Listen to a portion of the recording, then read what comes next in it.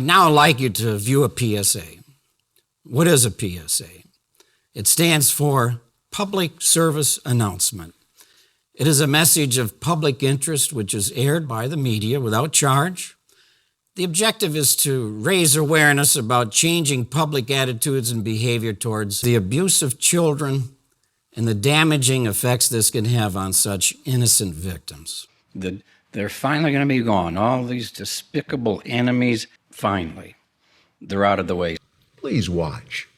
The database, Mr. Briggs. Why should the Jehovah's Witnesses keep a database of men who have confessed to being paedophiles, but the police aren't told? Do you think that's reasonable behaviour, Mr. Briggs? In a letter to Dateline, the church's general council adds that it is possible that a few of the 77,799 elders of Jehovah's Witnesses have not followed the direction that they have been given regarding investigating and reporting child abuse. So how many names are on the secret database? We asked the headquarters in New York. They refused to tell us. Focusing on numbers isn't meaningful, they said. I was given a figure of over 20,000. Two different sources came back to me and said that number is actually more specific and gave me a figure of 23,720. They told me that they had accessed the internal database, and that figure was based on child molesters in the USA, Canada, and Europe. And that's the figure that they were given. We again asked for an interview with their spokesman, Paul Gillies. When he refused, we phoned him, told him we were recording, and asked a simple question. Are elders told to report allegations of abuse to the police or not? The elders' guideline is, if you get any single allegation of child abuse come to your attention, phone this office. Why phone this office? Why not phone your local police station? Well, you see, the first thing is we have to make sure for the protection of the child. Is it the protection of the child, or is it fair to ask you, isn't it the protection of the church that comes straight to mind there? It is the protection of the child. We have a child protection policy. Another way we can contribute to the oneness, rejecting false stories that are designed to separate us from Jehovah's organization. As an example, think about the apostate-driven lies and dishonesties that Jehovah's organization is permissive toward pedophiles. I mean, that is ridiculous, isn't it? If anybody takes action against someone who would threaten our young ones and takes action to protect our young ones, it's Jehovah's organization. We reject outright such lies. And you accept, of course, that your organization, including people in positions of responsibility like elders, are not immune from the problem of child sexual abuse. That appears to be the case. Rot from within. Those elders wouldn't have any specific training in dealing with allegations of child sexual abuse. They might have spiritual training in terms of scriptural advice, support and assistance, but there wouldn't be any sort of practical training necessarily. Am I correct in thinking that?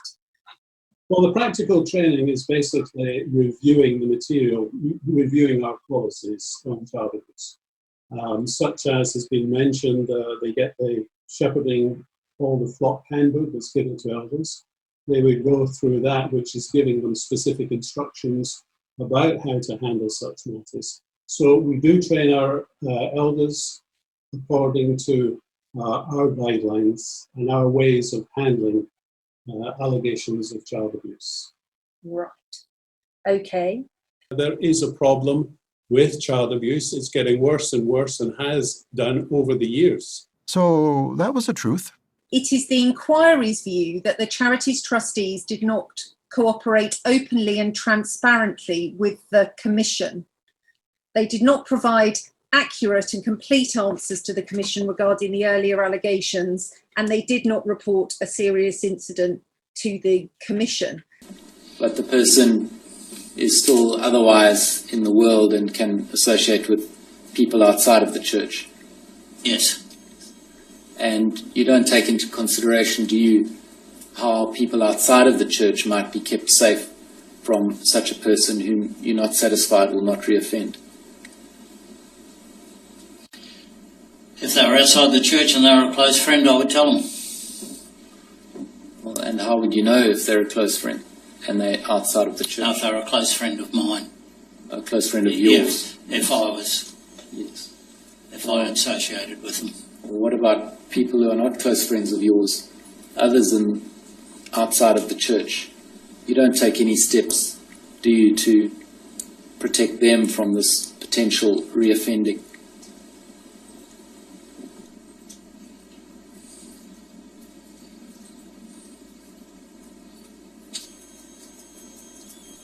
You don't, do you? You're concerned with the congregation principally, aren't you? We're concerned with the congregations. We are shepherds of the congregation. Yes, and you're not a shepherd to those who are not in the congregation. No. And as an organisation, in your experience, you don't seek to protect or take care of children who are outside of the congregation.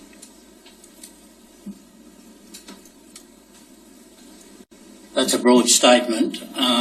Well, I can limit it. Yeah, limit it, In please. your decision on whether or not to disfellowship someone, you don't take consideration of children outside of the congregation. Do take consideration of them, but what ability have we got to protect every child in Australia? Well, what you can do is you can report to the child protection authorities. And that is done in some cases. But generally it's not done, is it? No. It's not done unless there's a legal requirement for it to be done, is there? That is true. They're warned about that individual. But there's not a warning that goes to the congregation generally. Simply, the parents would be visited on an individual basis. That's right, isn't it? That is correct. Some examples of their strange teachings are that the faithful slave protects pedophiles. The latest name added to the list should be that of James Barrett. 3 days ago, clutching his Bible, this elder from Rugby was convicted of indecently assaulting 2 boys and sentenced to 2 years in prison.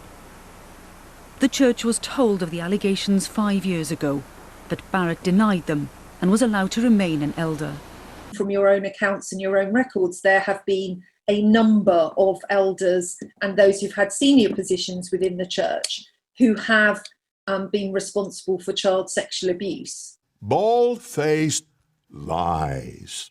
We've talked about there not being any sort of child protection department centrally or locally, because it sounds as if you don't have an elder who's in charge of child protection, for example. We feel that any elder can be approached on child safeguarding matters. So you don't have some other religious organisations that we've had evidence from. They will have a sort of child protection department that will often be staffed by people who may share the same religious beliefs, but who will have outside expertise in social work, usually social work, the probation service, education sometimes the law. You don't have that kind of department or that kind of arrangement. Not in that organised way, no, simply because we don't feel it relates to what we do as a religion. The NSPCC looked at your policies quite a long time ago now, back in 2009. We have a copy of the report they made. You can see the recommendation there was that the Watchtower, Bible and Tract Society of Britain should seek child protection professional assistance in developing their organisational safeguarding systems, either via a local safeguarding children's board or via an independent child protection consultancy, for example, the NSPCC or others. Have you, by any chance, used either of those organisations, either a local safeguarding children's board or an organisation such as the NSPCC, to help you devise the child protection systems you have? The answer is no. Well, what happened? The cases that we are here to announce are deeply disturbing. The allegations hard to imagine, while all sharing one common tie. The 19 victims and 4 men who are being charged with sexually violating them are all members of the Jehovah's Witness organization. As you likely know, Jehovah's Witnesses take a stronger position than most on the scriptural inappropriateness of any form of immorality.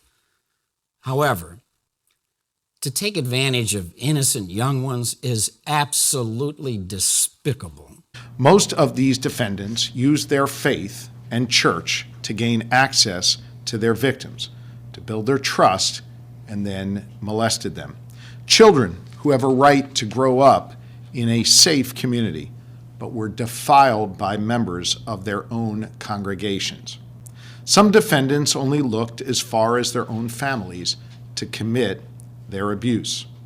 My office will not stop until these defendants are held accountable for the crimes against innocent children and until justice is achieved for these courageous survivors. It is only in the past 40 years or so that the magnitude and the extent of the problem has become better known. This is because governmental agencies are now determined to take a more active interest in this problem. Would the people in the service department or the legal department that might receive telephone calls, would any of them received any specific training in child protection? When you say specific training, yes, they're given specific training as far as our policies and familiarising themselves with our policies. Just over a year ago, Bill Bowen rang the legal desk in New York, asking how he should handle an allegation of abuse in his congregation. The advice he was given has little to do with protecting the victim. He was told to go back to the man accused. You just ask him again, now, is there anything to this? If he says no, then I would walk away from it. Yeah. Leave it for Jehovah. He'll bring it out. Yeah. But don't get yourself in a jam. And again, remember that the world in general was still somewhat naive about the magnitude of this issue and the gravity of the problem. This investigation began with a resource referral from a local district attorney's office back in 2019. Based on that referral, our office undertook the investigation of allegations of sexual assault involving members of the Jehovah's Witnesses. Throughout that, we learned of several incidents of sexual assault committed by different members of the Jehovah's Witness religious organizations.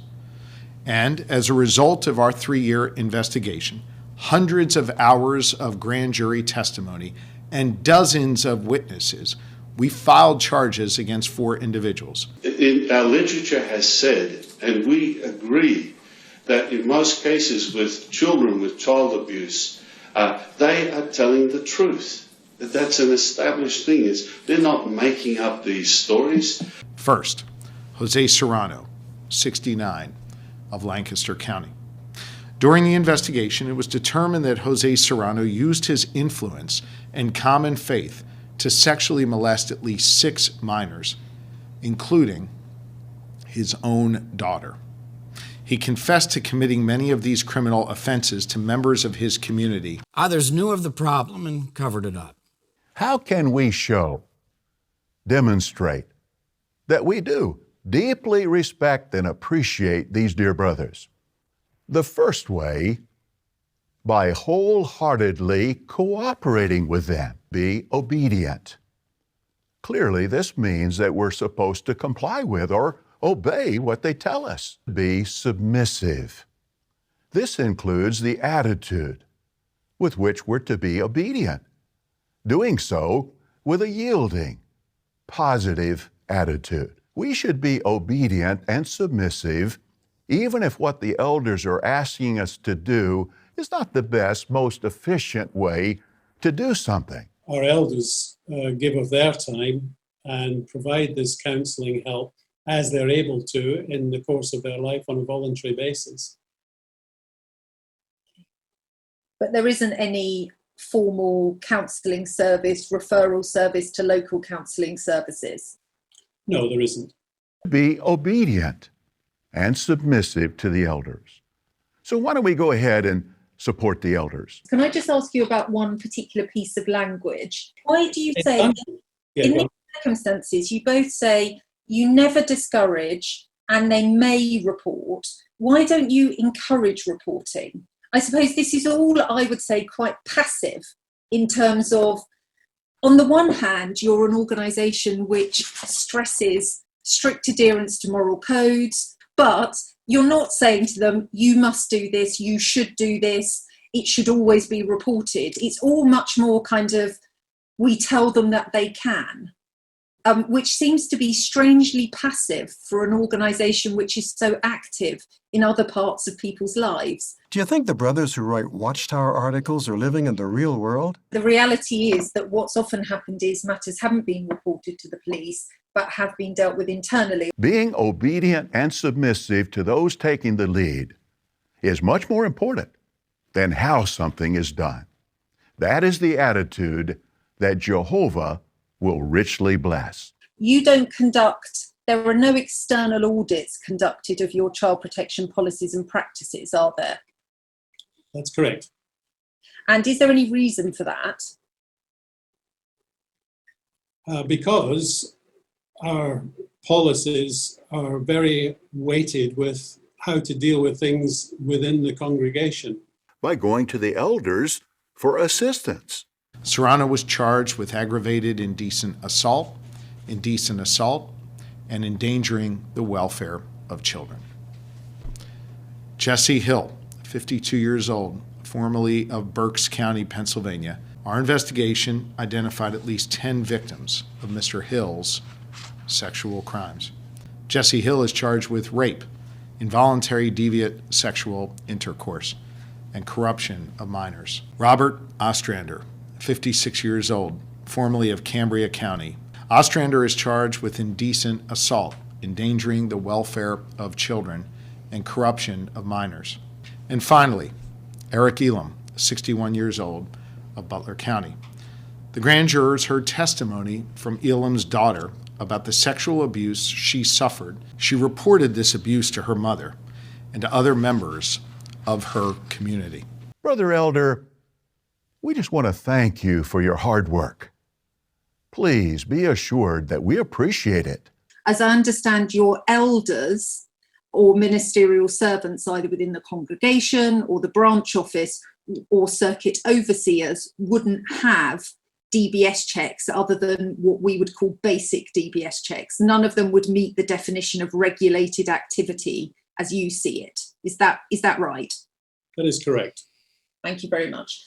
As a religious organization, we have taken a decisive stand against such behavior. Elam was charged by my office with rape, involuntary deviant sexual intercourse, aggravated indecent assault, and endangering the welfare of a child. We're happy to see how Jehovah's organization continues to teach our young ones how to make wise choices when the figurative monsters of this world try to lure them into their traps. These 4 presentments lay out the nature of our investigation, but I want you to know this investigation is very active and ongoing. What we see is often only the tip of the iceberg. 90% of an iceberg is unseen underwater. As the prosecution begins, I think more information will be presented as we make our case. And if I can also check, there is an ongoing investigation into the Watchtower, which I think has been ongoing for a number of years. What has our position been as an organization? We maintain the position that their inquiry is an inquiry into Watchtower, which doesn't have any concerns about child protection in the sense that it doesn't administer child protection. Whatever the inquiry suggests, we will cooperate with any regulatory body just the same as we've cooperated with the Charity Commission. Okay.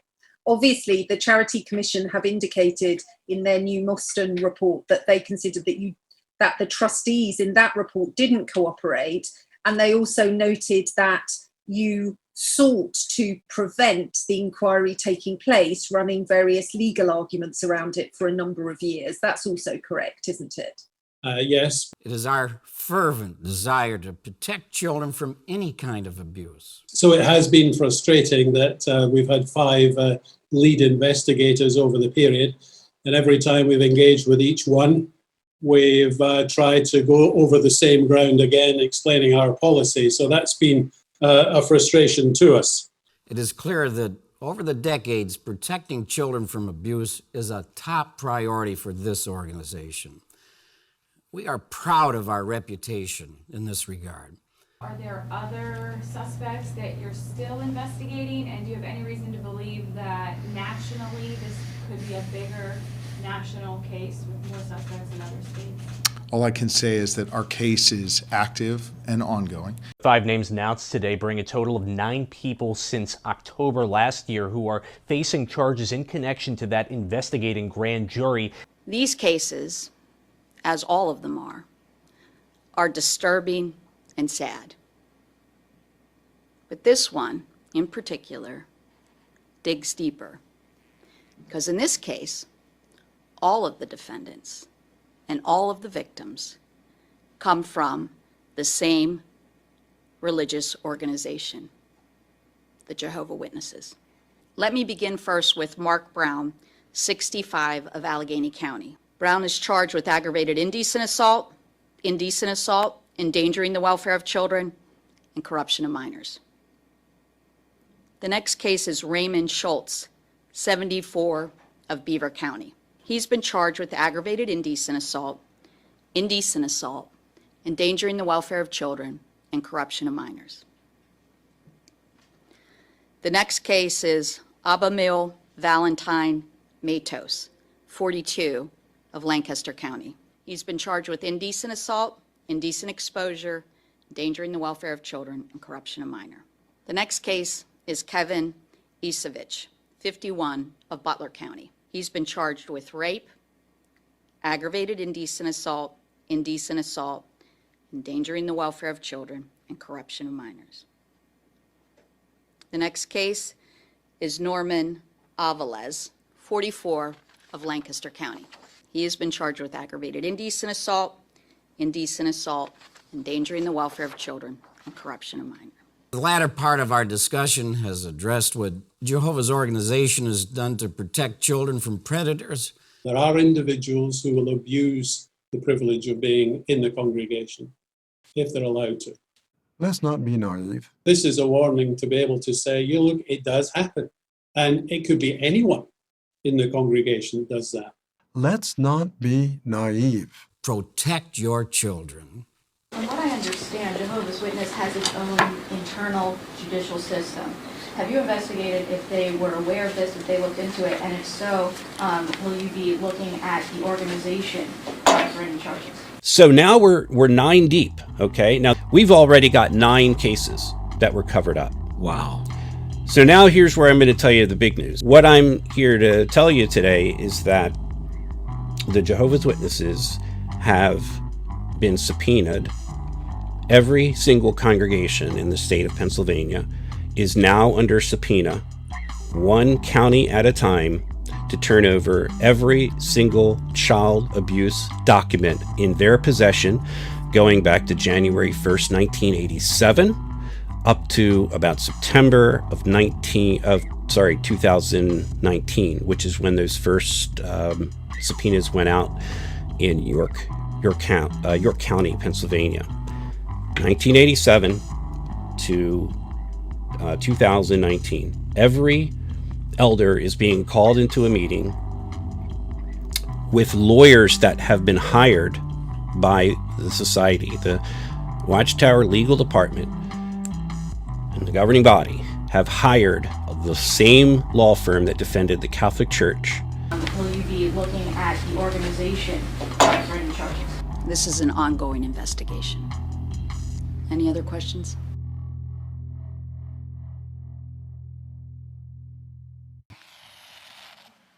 Hey.